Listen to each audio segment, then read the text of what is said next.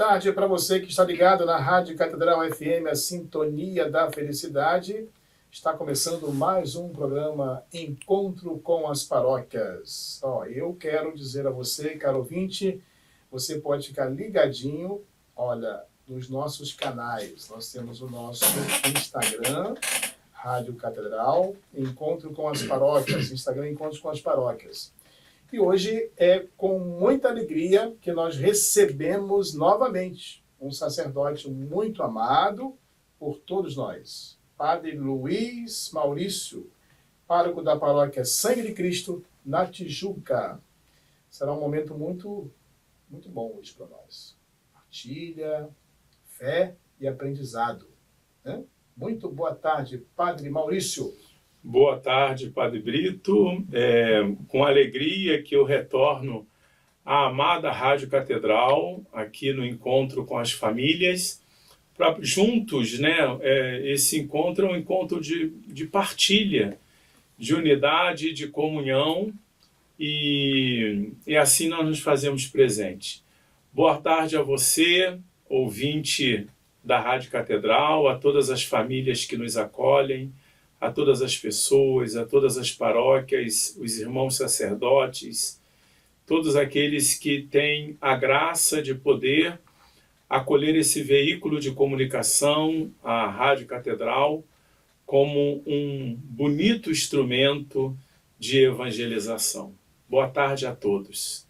Encontro com as paróquias, encontro com as famílias.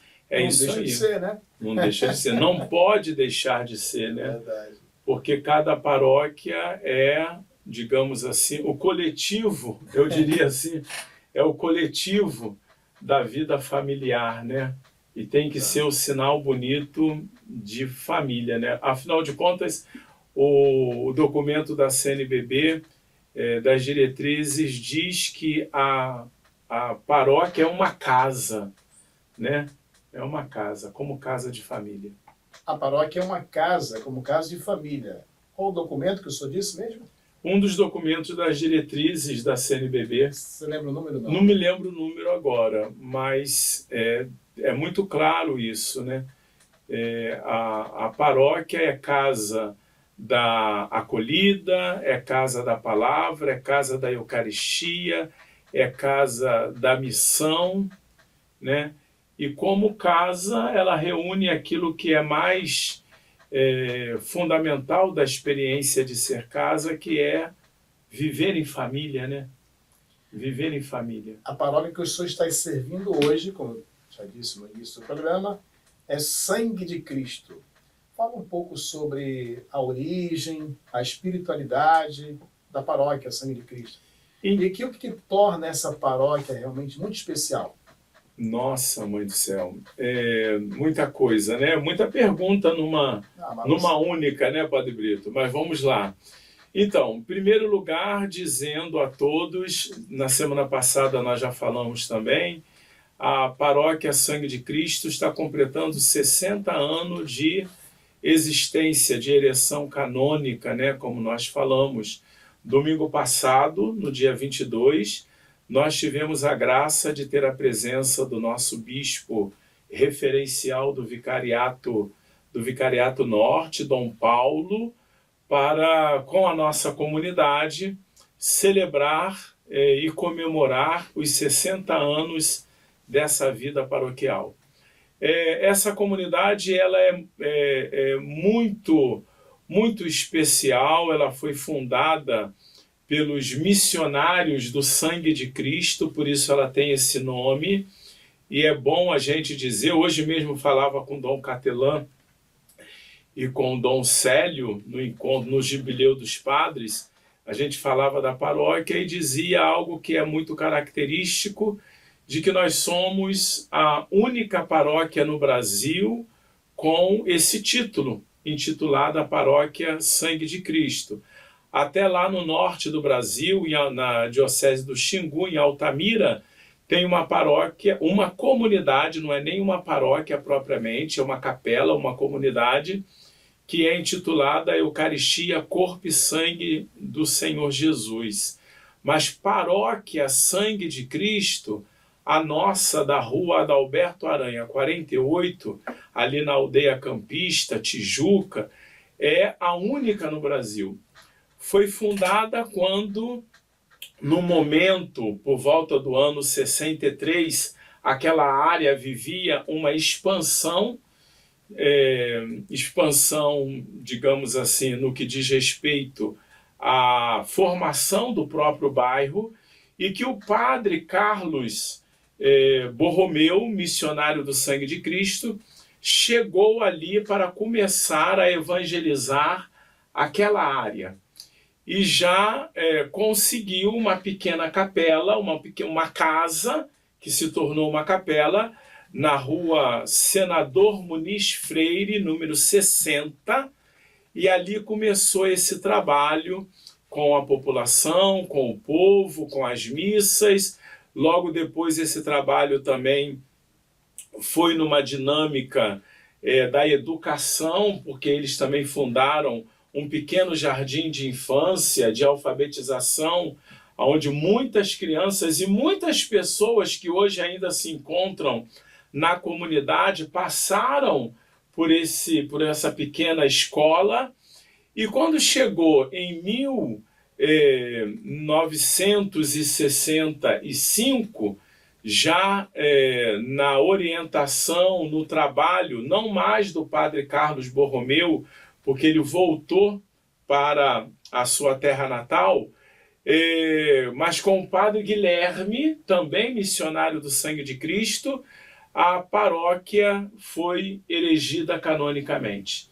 22 de junho de 1965. Por isso, esse ano, no ano do Jubileu da Esperança, quando nós queremos dizer que a igreja toda é chamada a proclamar a esperança que não decepciona, nós vivenciamos o grande tesouro que é Jesus Cristo, né? E podemos dizer do nosso jubileu, que é o jubileu de diamante. Né? Tem muito a ver, né? A gente faz essa brincadeira, é uma brincadeira, né? Mas ao mesmo tempo é uma verdade muito grande. A paróquia, ela olha para o seu jubileu de diamante e ao mesmo tempo ela é capaz, ela deve fazer esse processo de buscar na sua história, no seu desenvolvimento paroquial, os sinais evidentes daquele único que é o tesouro da vida da gente. E tesouro esse que São Paulo nos diz que nós carregamos como vaso de argila, né? Então, com todas as fragilidades, com todas as alegrias, nós trazemos um grande tesouro. E assim a paróquia foi fundada nesse ano de 65 e vem todo um processo de desenvolvimento. Logo depois, no ano de 68, o padre Guilherme ficou de 65 a 67, depois de 68 a 76 o padre Lucas, de 77 a 89 o padre Joaquim Farinha, que é muito amado também ainda, muitos que estão na paróquia o conheceram, e do ano de 1990 ao ano 2000, o padre Fritz como pároco. O padre Fritz, inclusive, está esses dias hospedado na minha casa, está uma semana conosco, veio lá de Altamira, no norte do Brasil, lá do Pará, para poder celebrar conosco o jubileu de diamante da nossa paróquia, rever os amigos. E o mais bonito disso tudo não é simplesmente uma relação dele com algumas pessoas, mas é a profunda relação da paróquia com o membro que está presente entre nós, daquela congregação dos missionários do Sangue de Cristo, do preciosíssimo Sangue de Cristo, que nos fundou. Então, me entende isso? Né? Isso é muito importante, porque a presença dele, sem dúvida, faz a gente recobrar as suas amizades, mas faz a gente recobrar também o nosso lugar de memória afetiva. A história, né? A história. A nossa paróquia foi fundada pelos missionários do preciosíssimo sangue de Cristo.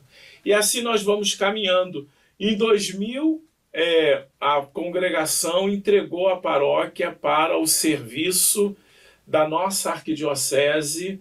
Então chegaram os padres diocesanos, chegou primeiro o padre Francisco Lucena, que hoje é bispo em Nazaré, Pernambuco, Dom Lucena. Nazaré da Mata, né? Nazaré da Mata, Dom Lucena. Dom Lucena ficou do ano de 2001 a 2002. Depois chegou o padre Cláudio Jacinto, que fez uma outra orientação da sua vida, né? Pediu licença do sacerdócio, tem hoje uma digna família. E no ano de 2006 chegou o padre Gleuson, que esteve lá na segunda-feira passada, e a comunidade tem um carinho muito grande com o padre Gleuson. Logo depois chegou o padre Pedro Nunes, que esteve ontem conosco, celebrando ontem. Padre Gleuson chegou de 2006 a 2010, padre Pedro de 2010 a 2016, e no ano de 2016 chegou o padre Lélio, que ficou um tempinho menor, um tempo menor, e eu cheguei no ano de 2017. E assim, todo um percurso de paróquia com muitos movimentos, com as pastorais atuando. Você é pároco, você sabe muito bem disso, e todos nós sabemos. As paróquias, elas vão... não é à toa que Jesus compara a igreja como uma barca, né? A igreja é a barca do seu discipulado, porque a barca ela vai no movimento das ondas, ora com muita facilidade, ora com um pouco mais de dificuldade, ora com ameaças e com desafios, ora o vento sopra a favor, ora o vento sopra contrário, mas a barca vai caminhando e fazendo o seu percurso, zinglando como deve zinglar, né? Navegando como deve navegar e chegar ao seu objetivo. Assim nós vamos nos sentindo e fazendo a vida da paróquia acontecer. E hoje só tem grupos, movimentos pastorais, ministérios? Então, hoje a paróquia vive são quantos hoje? Há mais ou menos uns 25 a 30 grupos pastorais, ministérios, o Ministério de Leitores, o grupo de preparação da liturgia, recuperando agora o trabalho com os coroinhas, pastoral da família, pastoral social, Legião de Maria, grupo da Mãe Três Vezes Admirável, apostolado da oração, terço das mulheres, terço marianos, terço do sangue de Cristo, terço dos homens, círculos bíblicos e assim por diante. Muitas outras coisas. Mais ou menos. Um pouquinho mais, talvez. Mais né? Isso. Tá. Então, o senhor tem hoje essas pastorais, mas aí tem um ponto interessante, quanto à evangelização. A paróquia tem acolhido e evangelizado os jovens da região da Tijuca? Então, esse é um grande desafio daquela região, né? É um desafio nosso, de modo particular, que nós batemos no peito, sem dúvida, mas todos os esforços são feitos para tal, entendeu? E nós temos uma presença de jovens que está muito ligada às famílias que estão presentes na comunidade. Então, os nossos jovens hoje na comunidade são jovens onde os seus pais, o pai e mãe também estão presentes na comunidade. Aí o senhor, então, trabalha com esses jovens, não só os jovens, mas a família também. Com a família também, sem dúvida. Tem toda acompanhando, né? A comunidade, ela viveu recentemente alguma experiência marcante, né? De fé ou missão. Eu gostaria de destacar, já falou alguma coisa, mas destacar mais algo sobre essa fé vivida nesses dias aí da festa? Então, eu queria destacar esse trabalho missionário dentre tantas coisas que acontecem no interior da paróquia, mas a gente também tem saído, também temos procurado ir ao encontro. E nesse período de 8 anos, agora completando que eu estou lá, diversas vezes nós fizemos um trabalho de ir ao encontro com celebrações de evangelização e celebração eucarística em condomínios do bairro. Também celebrando a Eucaristia e fazendo a palavra chegar, principalmente no tempo da Quaresma, no tempo também missionário, nas ruas. Isso é algo que chama muito atenção, porque vai aquela pessoa que é da comunidade, que sabe que vai acontecer aquela missa ali, e muitas vezes a gente encontra pessoas que às vezes estão chegando do mercado, estão chegando do trabalho, que deposita a bolsa no chão e permanece participando conosco. Né? Um outro trabalho também, que eu enalteço esse trabalho de uma forma assim, muito preciosa, é o trabalho dos ministros extraordinários da Eucaristia.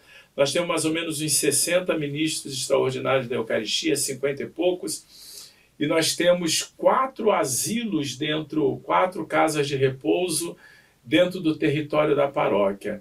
Então a gente tem em média, toda semana essas casas de repouso são assistidas, e também os idosos, porque tem muito idoso ali naquela região, idosos que estão em suas casas são assistidos pelos nossos ministros semanalmente. Aqueles que os ministros vão em casa, e aqueles que semanalmente os ministros exercem a celebração da palavra nessas comunidades, nessas casas de retiro, que a gente até diz, que eu até sinalizo como se fosse, e poderia dizer, não deixa de ser uma comunidade da grande comunidade que é a paróquia, né? A igreja no Brasil diz que a paróquia é a comunidade de comunidades. Então, os pequenos núcleos aonde a fé é veiculada,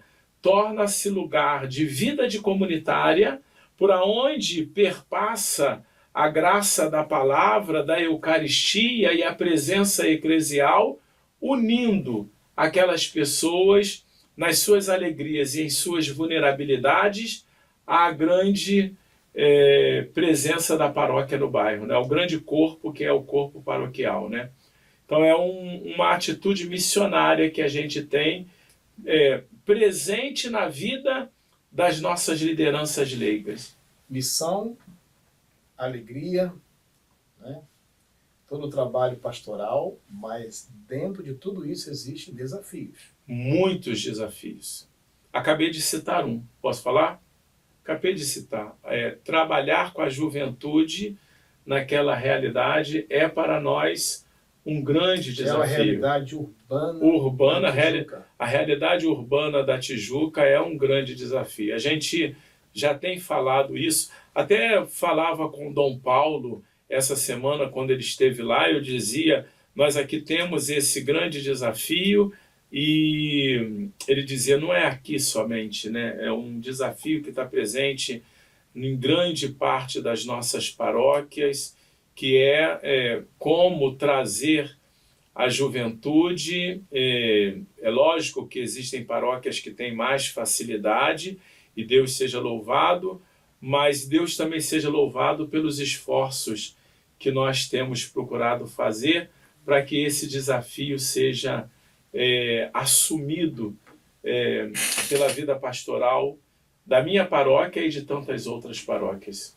Projetos pastorais, sociais, melhor. Projeto social, a pastoral social. Nós temos a pastoral social... Quantos membros você tem hoje? A pastoral social deve ter mais ou menos uns 15 membros, 15 pessoas atuando na pastoral diretamente. O que é esse trabalho? Ele é direcionado a acolher famílias em vulnerabilidade, que são assistidas, diríamos assim, de 3 formas. Primeiro, numa perspectiva de espiritualidade. Então, o nosso diácono Rubens, ele é o responsável de todas as vezes que a pastoral social se encontra reunida com essas famílias, de projetar e de oferecer a elas, ou seja, pela celebração da palavra, ou seja, pela experiência de oração, a palavra de Deus, oferecer a palavra de Deus. Então, uma perspectiva mais de espiritualidade evangélica e cristã.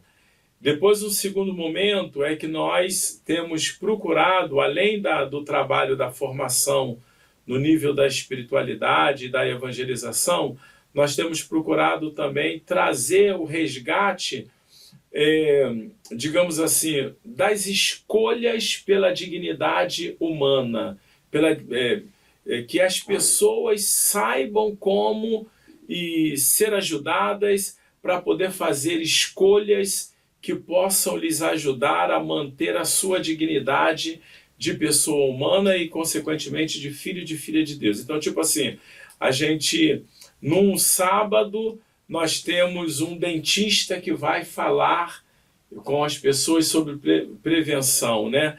Nós temos um médico, um ginecologista que vai ajudar as mulheres a compreender melhor a sua situação médica. Temos um outro que vai falar sobre um advogado que vai falar sobre o direito do cidadão e assim por diante. Então a gente procura fazer esse link, né, fazer essa junção de um trabalho que sirva à promoção da evangelização, mas, como já dizia Dom Helder Câmara aqui na época da Cruzada São Sebastião, ninguém pode evangelizar se o meu irmão não conhece muitas vezes nem o que é vaso sanitário, né? Então é toda uma preocupação de que a espiritualidade, a evangelização concorra numa direção que é a dignidade da pessoa humana e o valor da pessoa para que ela possa vislumbrar a gratuidade do amor de Deus. Então, essa preocupação a gente tem trabalhado com a pastoral social. O diácono Rubens é muito presente nessa perspectiva para que toda a pastoral social tenha essa visão de um acolhimento que conduza na direção da espiritualidade, na direção da promoção humana e na direção daquilo que Madre Teresa de Calcutá vivenciou de forma tão bonita, a irmã Dulce também. Tá bom, vamos trabalhar para que a espiritualidade aconteça, vamos trabalhar para que a promoção humana aconteça, mas essas pessoas precisam agora emergencialmente comer. E o que a gente pode fazer? Então são 3 linhas de serviço. Serviço que se direciona a uma espiritualidade que seja fazer conhecer Jesus Cristo. O serviço que, conhecendo Jesus Cristo, nós também nos conheçamos na dignidade de pessoa humana, e o serviço da ajuda mais emergencial. Agora, como é que tem sido, padre, a participação dos fiéis nas missas e sacramentos após nos últimos anos aí de pandemia? Lá, como é que atingiu? Como é que impactou, né? Impactou muito. A gente, durante a pandemia, nós tivemos aquele primeiro período que todas as paróquias vivenciaram, que a gente não podia celebrar, mas nós nos mantivemos fiéis à celebração eucarística através das mídias sociais, né? Cito aqui de modo particular um casal que foi muito importante na ajuda, o Antônio Carlos e a Fátima. Ele é coordenador do Terço dos Homens e ela é coordenadora do Terço das Mulheres, e eles foram assim imprescindíveis. Ele é um cinegrafista e eles foram imprescindíveis para que a nossa paróquia pudesse atingir os meios, as mídias sociais, e pudesse veicular, comunicar as celebrações, novenas, momento de louvor e assim por diante, para que os nossos paroquianos pudessem ser atingidos, né, e acolhidos através dos meios de comunicação. Mas logo depois nós quando começou a possibilitar a abertura, nós ainda não voltamos totalmente para a igreja, não. Ficamos um tempo no pátio da igreja, por ser mais aberto. Ficamos uns bons meses celebrando no pátio da igreja e celebrávamos até um número maior de missas para que as pessoas pudessem vir, porque a gente só tinha ali no pátio, com as prescrições médicas, mais ou menos de 80 a 100 lugares, né? E mesmo assim conseguimos caminhar. E quando voltou, a gente experimentou, como a grande maioria das paróquias, o impacto da volta, né? Até fazer as pessoas voltarem, tomarem consciência. Essa consciência, no fundo, eu acho que ela não...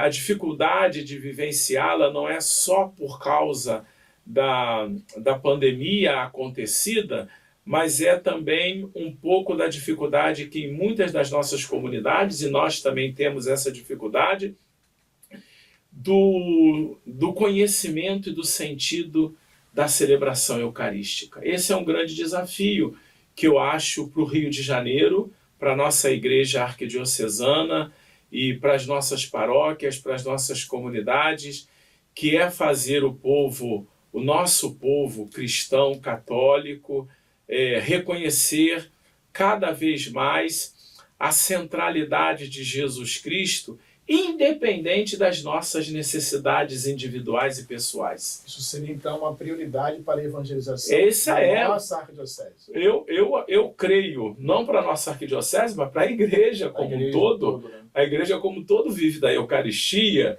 não é? Então, não é só para a arquidiocese do Rio de Janeiro. Para um todo, né? Para um todo. Quer dizer, quanto mais nós experimentarmos essa graça de vivenciar a Eucaristia, não apenas por conta das nossas necessidades pessoais e individuais, mas colocar no centro verdadeiramente Jesus Cristo como Senhor da nossa vida. O padre Pedro Nunes, que esteve ontem conosco, fez uma homilia espetacular ontem, porque o tema era justamente esse. E ele dizia, é impossível viver a Eucaristia sem que a Eucaristia ajude a gente a reconhecer quem nós somos. E quem nós somos? O corpo de Cristo. Uma Eucaristia que não cria corporeidade, isso significa dizer que não gera a igreja, né? Não nos ajudará a sermos Eucaristia para os irmãos. Homem eucaristizado, mulher eucaristizada. Ou seja, a tradição dos padres já dizem, e o concílio também diz, né, e os documentos, a Eucaristia faz a igreja faz a Eucaristia. Então esse é um desafio para nós também, sim, sim. Né? Que não é um desafio que está ligado simplesmente ao fato a igreja está cheia ou a igreja está vazia, mas é um desafio que está ligado fundamentalmente à qualidade da vivência do nosso batismo, da nossa eclesialidade, da nossa vivência de fé cristã católica. A festa de sangue de Cristo está se aproximando, né? Já tivemos essa semana toda de presença, né? Dom Paulo, Padre Gleuson, Padre Fritz, Padre Pedro, Cônego Aldo, eu, Dom Jeremias, o Padre Fábio de Melo, né? Que vai estar conosco amanhã, na segunda-feira, dia 30, e todos nós passamos por essa semana preparando a grande festa que você, ouvinte amado, é convidado, dia 1º de julho, às 7 horas da noite, com a presença de vários padres, bispos e do nosso eminentíssimo, reverendíssimo senhor cardeal, né, Dom Urani João Tempesta, que vai presidir a solenidade paroquial do Sangue de Cristo. Às 19 horas, Paróquia Sangue de Cristo, Rua Adalberto Aranha, 48, Aldeia Campista, Tijuca. E quais os horários da missa lá que o senhor tem? E os horários de missa nos domingos, né? Estão começando no sábado, às 17 horas e 30 minutos, missa dominical. Domingo, normalmente, às 8 horas da manhã e 10 e meia da manhã, e 18h30. São esses os horários que nós temos lá. Então, é uma oportunidade grande poder estar aqui falando da paróquia, das alegrias e dos desafios que nós temos. E, assim, de tudo, a alegria de poder comunicar à nossa arquidiocese essa vivência paroquial vivida, experimentada, enraizada na espiritualidade do sangue de Cristo, pois como nós dizemos com São Paulo, o sangue de Cristo nos fez irmãos. Uma mensagem final para os ouvintes e principalmente sobre as redes sociais, é importante destacar sobre isso. Muito bem, uma mensagem final para cada um dos nossos ouvintes, que nós mantenhamos a alegria de ser a igreja pertencente a Jesus Cristo. Jesus vai dizer no capítulo 15 do Evangelho de São João: permanecei em mim para que a minha alegria esteja em vós e a vossa alegria seja completa. Então, quanto mais nós estivermos unidos ao corpo, que é a igreja, pela palavra, pela Eucaristia e pela presença da comunidade viva, ele está no meio de nós, a gente diz assim, né, sinalizando que o Senhor está na comunidade, e quanto mais a gente vive isso, mais a gente, então, vai também tendo da onde buscar, aonde buscar a fonte, aonde buscar o que alimenta, o que sustenta, o que impulsiona e motiva para que nós sejamos testemunhas da alegria e da esperança no mundo. A esperança não decepciona, porque o amor de Cristo foi colocado em nossos corações pelo Espírito Santo. Nesse ano do jubileu, renovemos a esperança e sejamos apoio um dos outros para que ninguém, pois ninguém, absolutamente ninguém, pode se perder. Muito obrigado, Padre Maurício. Desejo para o senhor muitas felicidades na sua festa, né, na paróquia, e toda a sua vida no seu ministério. Muito bem. Então, eu agradeço. E você dizia, né, da importância das mídias sociais. Cresça a Rádio Catedral. Amado ouvinte, sejamos amigos da Rádio Catedral, para que esse meio de comunicação, eu diria assim, essa Bíblia aberta, que é a mídia social católica, possa fazer com que a grande mensagem do Evangelho chegue a todas as gentes, a todas as pessoas. Bom, o programa Encontro com as Paróquias volta no próximo domingo às 15h30, aqui na Rádio Catedral. Até lá.